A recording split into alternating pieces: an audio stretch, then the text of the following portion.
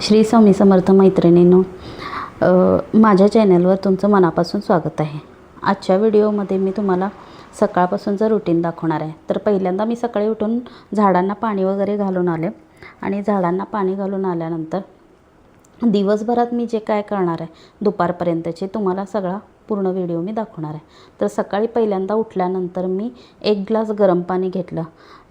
एक ग्लास गरम पाणी कशासाठी, तर आपल्या डायजेशन इम्प्रूव्ह होण्यासाठी किंवा बॉडी डिटॉक्स होण्यासाठी एक ग्लास गरम पाणी मी घेत असते। आणि हे बॉटलमध्ये जे मी सब्जेची बी टाकून जे ठेवले ते मी नाश्ता करताना जो पाणी पितो आहे ते हे बॉटल पूर्ण 10:30-11पर्यंत एक बॉटल मी ही संपवते। आणि पाणी एकदम गरम म्हणजे कडक पाणी घ्यायचं नाही, थोडं कोमट पाणी सकाळचं उठल्यानंतर, आणि त्यामध्ये एक लिंबू अर्धा पिळून घ्यायचा। पण मी आज माझा लिंबू संपल्यामुळे फक्त गरम पाणी घेतलेलं। आणि पाणीचा ग्लास घेऊन मी अशी बाहेर जाणार इतक्यात एलसी माझ्या मागे बसलेलीच होती। मग तिला पण माझ्याबरोबर दरवाजा उघडला की बाहेर यायचं असते। आणि दरवाजाजवळ गेल्यानंतर अशी उभारणार तोपर्यंत नारायण पण उड्या मारायला लागलेत की मला बाहेर घ्या, कारण त्यांना रोज सकाळी उन्हामध्ये बसवायचं असते। त्यांना हे असंच पाण्यासकट बाहेर उन्हात ठेवायचं असते।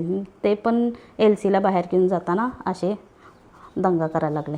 मग त्यांना पण बाहेर बसवलं, एलसीला पण बाहेर घेतलं आणि मी पण बसून गॅलरीत एक ग्लास पाण्याचा पिला।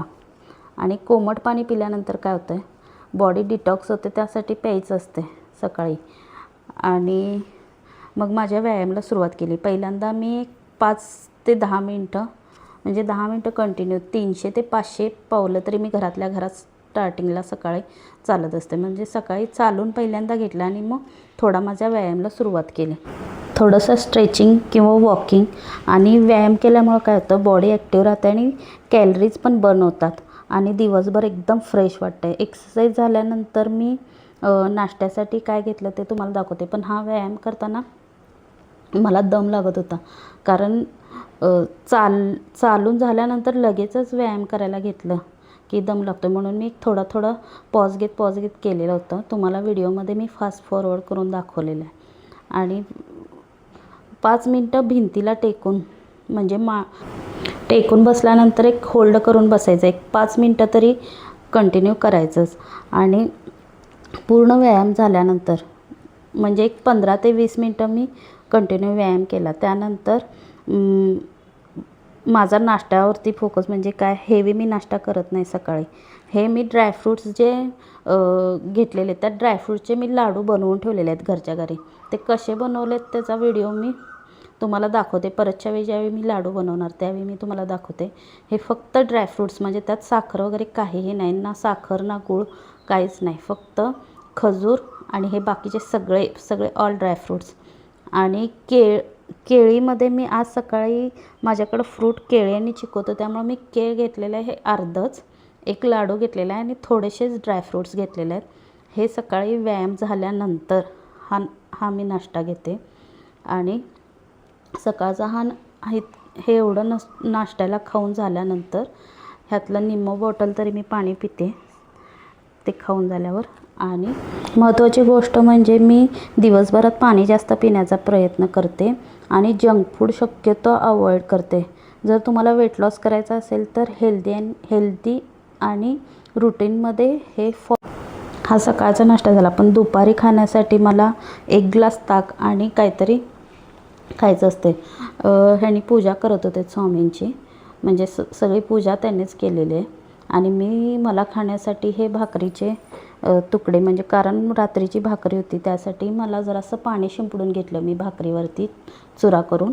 आणि त्यानंतर मी भाकरी फोडणी टाकली ती कमी तेलात, कारण तेल जास्त खायचं नाही आपल्याला, त्यामुळं थोडंसं कमी तेल टाकून। आणि माझ्याकडं हे ऑलिव्ह ऑइल आहे, पण की नाही हे ऑलिव्ह ऑइल घालून जेवण बनवायचं अजून मी सुरुवात केलेली नाही आहे, ते आता मला खायला सुरू करायचं आहे। आता त्याची रेसिपी बघून मग मी सुरुवात करणार आहे ते कसं खायचं बघून, कारण मला माहीत नाही आहे ते कसं वापरायचं आहे। पण मी हे आपलं रिफाईंड ऑइल होतं तेच घेतलेलं आहे थोडंसं, त्यामध्ये जिरे मोहरी टाकलं आणि कांदा आणि थोडासा हिंग पोटासाठी चांगलं असतं, त्यामुळे मी प्रत्येक जेवणात मला हिंग हा वापरतच असते। आणि कांदा चांगला भाजून घेतल्यानंतर, म्हणजे जास्त खरपूस असा भाजून घ्यायचा नाही, कारण भाकरीमध्ये हा कांदा जरासा आपल्याला कच्चा जरी राहिला तरी चालतो आहे. जास्त कच्चा नाही आणि जास्त भाजायचा नाही. थोडा भाजून घेतल्यानंतर त्यामध्ये हळद, थोडीशी लाल मिरची पावडर, थोडंसं मीठ आणि चिमटभर साखर जर तुम्हाला टाकायची असेल तर टाका, नाही टाकली तरी पण चालते. आणि मीठ टाकून झाल्यानंतर मी भाकरी आणि त्यावरच मी कोथिंबीर चिरून ठेवलेली होती भाकरीवरती, ती भाकरी मी त्यामध्ये फोडणीत टाकली आणि भाकरी मग चांगल्या पद्धतीनं खरपूस भाजून घ्यायची. कारण 5 मिनटं गॅस बारीक करून ठेवायचा आणि त्यावरती झाकूनच पूर्ण भाकरी खरपूस, म्हणजे कारण पाणी मारल्यानंतर की नाही ती मऊ होते. मग ती मऊ झाल्यानंतर भाकरी भाजली की चांगली करकरीत लागते आणि करकरीत लागली की चव पण त्याला चांगली येते. म्हणून 5 मिनटं झाकून ठेवायची आणि भाकरीचे तुकडे अशा पद्धतीने तयार झालेले.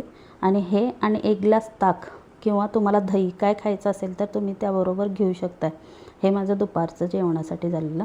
आणि हे मुलग्यासाठी आणि मिस्टरांसाठी हा दावणगिरी कोल्हापूरमध्ये फेमस डोसा आहे. अर्धा शिवाजी पुतळ्यामध्ये दावणगिरी लोणी डोसा जो मिळतो आहे तो मिस्टर घेऊन आलेले होते पार्सल. त्यांना दोघांनासुद्धा मी हा डोसा दिला खायला आणि एकदम मस्त डोसा असतो आहे तिथं. तुम्ही जर कोल्हापूरमध्ये कधी आला असेल किंवा तुम्ही कोल्हापूरचे जे कोण लोक असतील त्यांना माहीत असेल की छत्रपती शिवाजी, अर्धा शिवाजी पुतळा, तिथं हा डोसा मिळतो आहे. आणि आज एलसीची आंघोळ होती, त्यामुळे एलसीला आंघोळ घालून जाळीमध्ये ठेवलेलं होतं. आणि आजचा व्हिडिओ जर तुम्हाला कोणाला आवडला असेल तर व्हिडिओ नक्की लाईक करा, शेअर करा आणि चॅनल सबस्क्राईब करा. श्री स्वामी समर्थ.